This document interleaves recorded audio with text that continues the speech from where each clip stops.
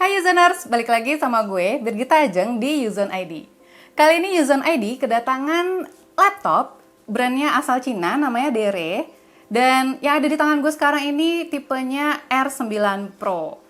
Laptop ini harganya cukup terjangkau, nggak sampai 10 juta, bahkan nggak nyentuh 8 juta. Tapi gue akan bahas soal harganya belakangan, karena sekarang gue mau bahas soal desain sama performanya dulu. Nah, buat kalian yang penasaran sama performa dari laptop harga terjangkau ini, tonton video ini sampai selesai ya.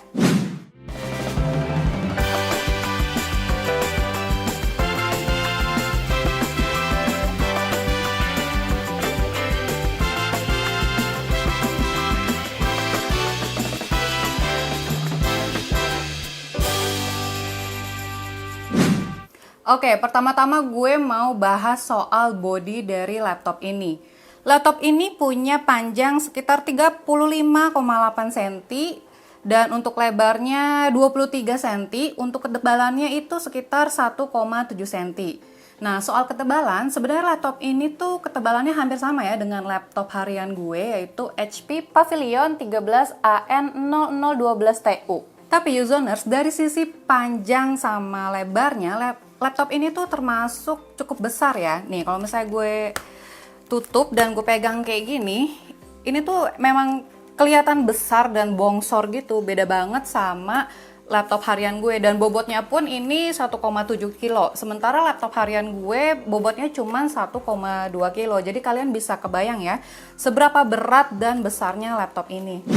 Untuk warna dari laptop ini, warnanya silver di bagian depan dan di bagian belakang, lalu di bagian sininya juga silver.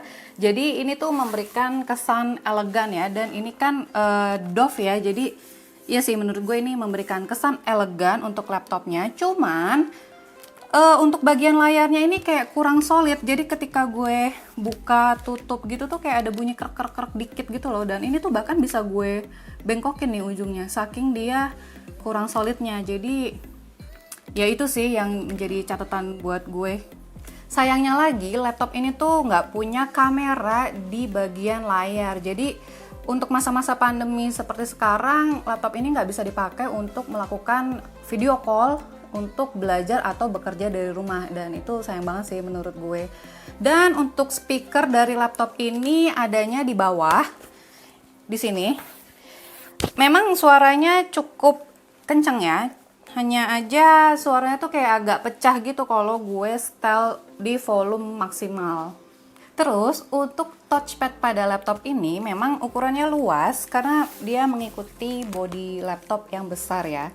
Tapi sayangnya touchpad ini tuh kurang presisi, jadi ketika gue geser sedikit kursornya tuh malah larinya tuh agak terlalu jauh. Jadi ketika gue mau klik satu opsi gitu, dia malah larinya tuh ke opsi lain.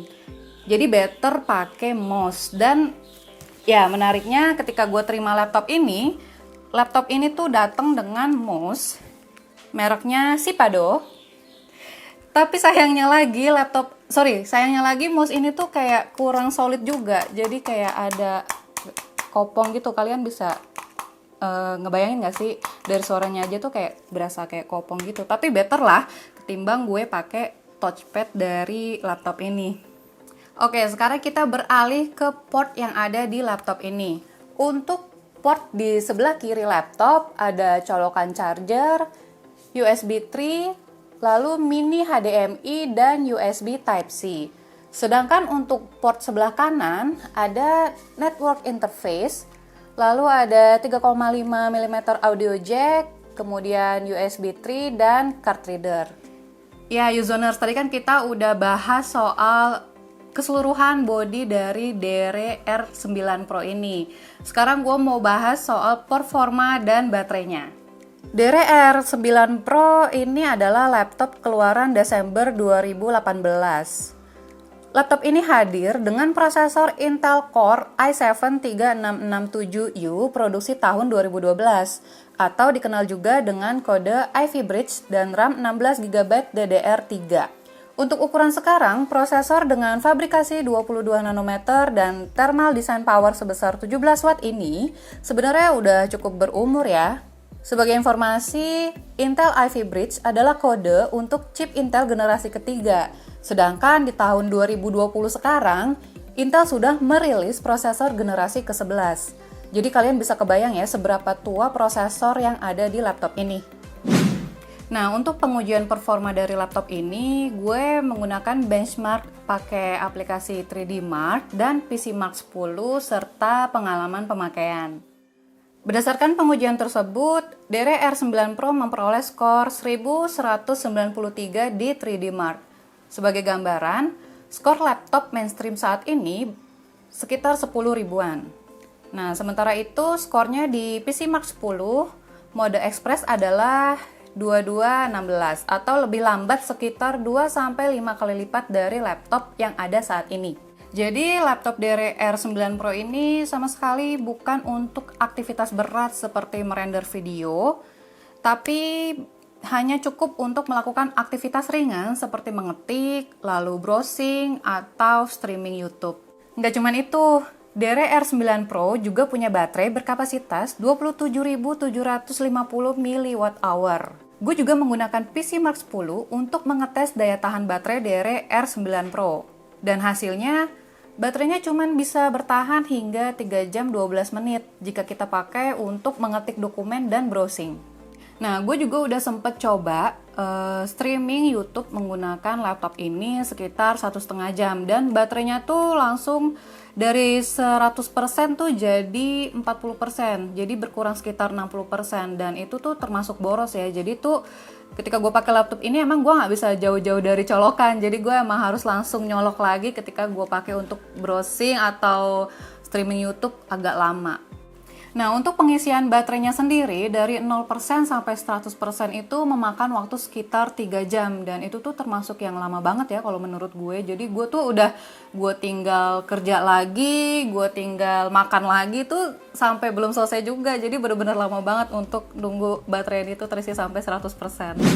Terus satu hal lagi yang bikin gue kurang nyaman dari laptop ini adalah ketika gue mode sleep, ketika gue tutup dan gue diemin gitu aja, terus gue tinggal 1 jam dan gue mau pakai laptop ini lagi, laptop ini tuh nggak secara otomatis terkoneksi dengan wifi. Jadi gue harus setting wifi-nya lagi, harus mengkonekkan lagi wifi-nya. Bahkan di beberapa pengalaman gue, setting wifi-nya itu malah nggak bisa sama sekali. Jadi gue tuh harus merestart laptop ini untuk bisa kembali terkoneksi dengan wifi. Jadi itu tuh kayak lama banget sih, sementara gue tuh kayak butuh kerja cepet gitu loh. Jadi kayak apa ya, kayak kurang bisa mendukung gue yang pekerjaan gue yang butuh cepet gitu. Nah, Usoners, jadi itu tadi review gue terhadap laptop DRR9 Pro. Nah, kalau kesimpulan gue terhadap laptop ini, memang laptop ini cuma cocok untuk pekerjaan-pekerjaan ringan seperti mengetik, browsing, lalu streaming YouTube. Dan untuk harganya sendiri, DRR9 Pro ini sebenarnya udah tersedia di e-commerce seperti Lazada. Di situ udah ada official store-nya DR. Tapi kalau di situ tuh harganya 5,5 juta dengan prosesor yang berbeda. Jadi kalian bisa cek aja harganya di situ. Lalu kalian juga bisa cek-cek spesifikasinya juga di situ. Kalau dari kalian sendiri gimana nih Usoners, pendapat kalian terhadap laptop ini? Kalian boleh banget share komentar kalian di kolom komentar. Dan jangan lupa kalian like video ini, lalu subscribe Uzon ID, lalu share video ini sebanyak-banyaknya. Terima kasih sudah menonton video ini. That's it!